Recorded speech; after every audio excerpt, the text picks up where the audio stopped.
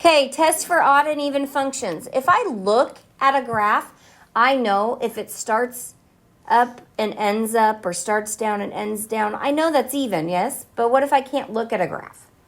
So we have tests for even and odd functions.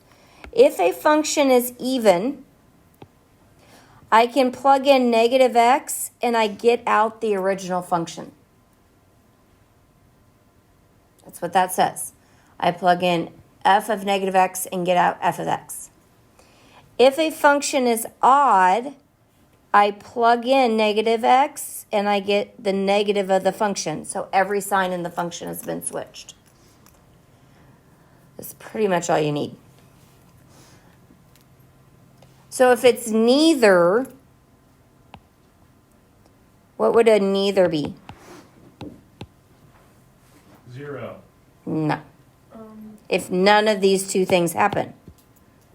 If it's not f of x or negative f of x, like if some of the signs change and not all of them, then it's neither. Okay? So if all the signs change, it's odd. If none of the signs change, it's even. But if some change and some don't, it's what? Neither.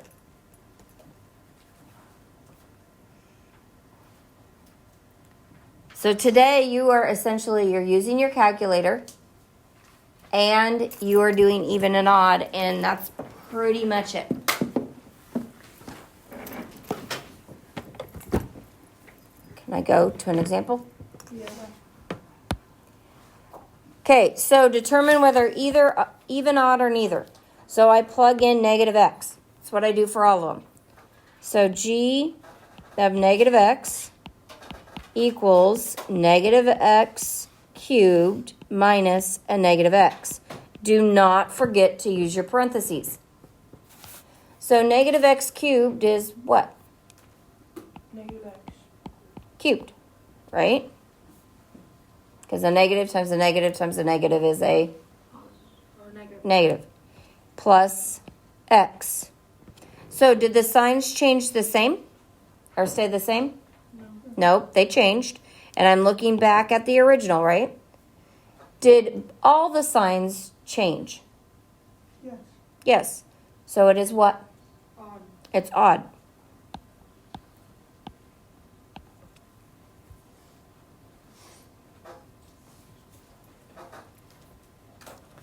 So f of x equals x squared plus 1.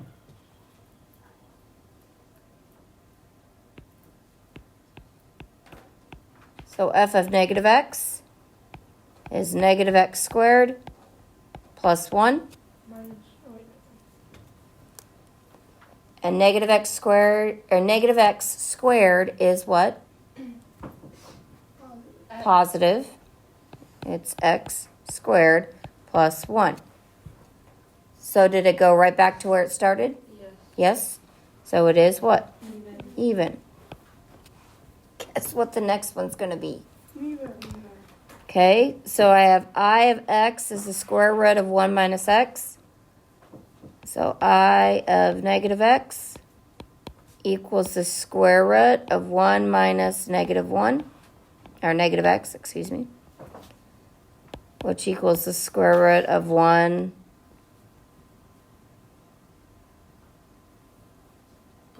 plus x. Now, is it exactly the same as it started? No. Did all the signs change? No. Nope, so it is Neither. neither. So does that make sense what we do? Yes. Now, this is an odd, you probably tell me it's odd, right? Yeah. And this is an even, and you probably tell me it's even. But when we start adding things on the back, there's more than just the highest degree that tells you whether it's odd or even. Questions on this, guys? No. Okay. Symmetry with odd and even functions, just so you know. Odd functions are symmetrical around the origin. This XY line, we've talked about it before when we did inverses. That's that y equals x. They're symmetric about the origin. Even functions are symmetric about the vertex. And I say the vertex because we can move that. Okay. We can also move this too, but it has this weird symmetry. Just so you know, it's not a huge deal. Okay, so I want everyone to take out their calculator real quick before I leave you on your own.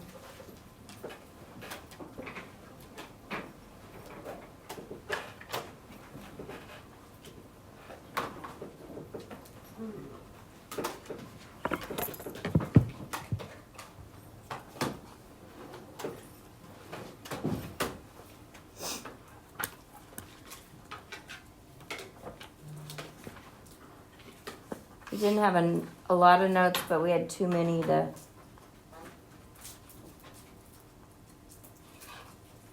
Okay, so on like the first set you have is 28. The directions say use the graphing calculator to graph the function and find the zeros of the function. Verify your results in part A algebraically. So the second part, you set it equal to 0 and you solve it, like we did on Friday. But the first part, you put it in your calculator. So I want to make sure you guys have an idea what you want to do. So we're going to put, let's see, x squared. How do I graph something? Where do I go? Y equals. Y equals.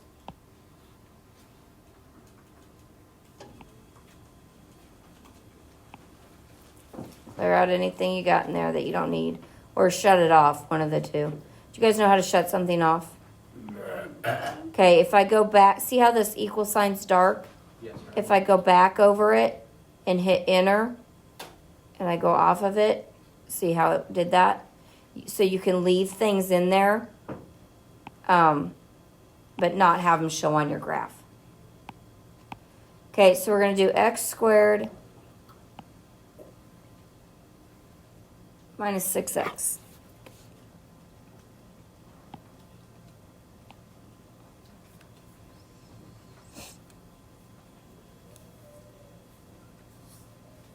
So if I'm going to find the zeros, I probably need to graph it, yes? Okay, and I've told you in the past, it's probably easier to hit zoom 6 every time, and then you can adjust your window if you need to. You should have known it was quadratic. It will have how many zeros? 1 or 2 or 0. 1, 2, or 0. So can I see 2? Yes. Yes. The only time it'd be 1 if it was if it was like the vertex. If it was like this. Let's see, this would be none, right?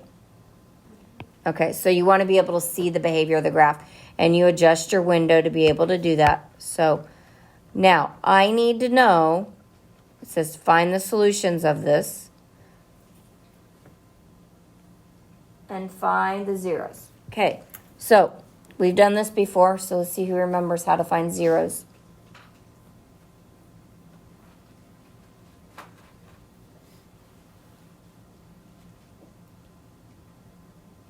Anybody? Trace.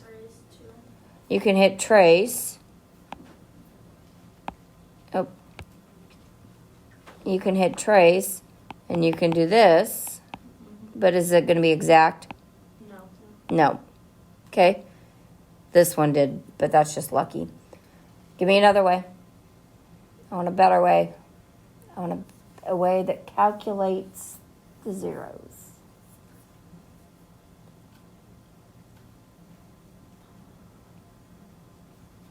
Look above trace, guys. It says calc. I said calculate the zeros. So second, What you just did? trace. No, we just hit trace. 2. And then So it goes, then go to the left of the 0. Doesn't have to be a lot because it says left, right? And hit enter. Then it says right down at the bottom. So go to the right. And then you don't have to make it a good guess. It just needs to be in between your two boundaries. And hit Did you get 0, 0? Yep. How do I get the other one? Go over there. I go over there, but I have to hit what? Second trace, 2. And I'm on the left, so I already hit 0 or enter.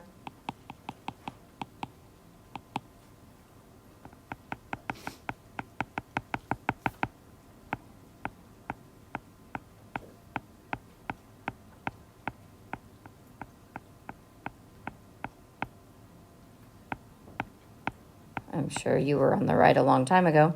Mine doesn't say right bound. Does that really matter? You didn't hit number 2. You didn't hit second trace and then number 2 if it doesn't say right bound. If it didn't give you left, right, guess, you didn't hit the right thing. So yes, it does matter. It's telling you didn't do the right thing. So did you all get 6? Yeah. So x equals 0 and 6. And then algebraically, you need to find 0 and 6. Okay? Got it? So this is for you guys to learn how to use this calculator. But next time I expect you to use your calculator or find zeros, I'm not going to explain it to you. Got me? So when I'm telling you guys this stuff, these are shortcuts that you can use on the ACD. If you know how to use them, they will save you time. If you don't know how to use them, don't even try. But that's the point. On a test, I'm not going to ask you to use your calculator. I'm going to ask you to do it algebraically, but we still need to learn how to do those. Okay? We may at some point have just a calculator test, but on a normal test, you wouldn't have that. Questions before I let you go? Ainsley, did you get it to say second or Yeah, I right? just didn't press enter. Yep. Okay, so I'm done with you today.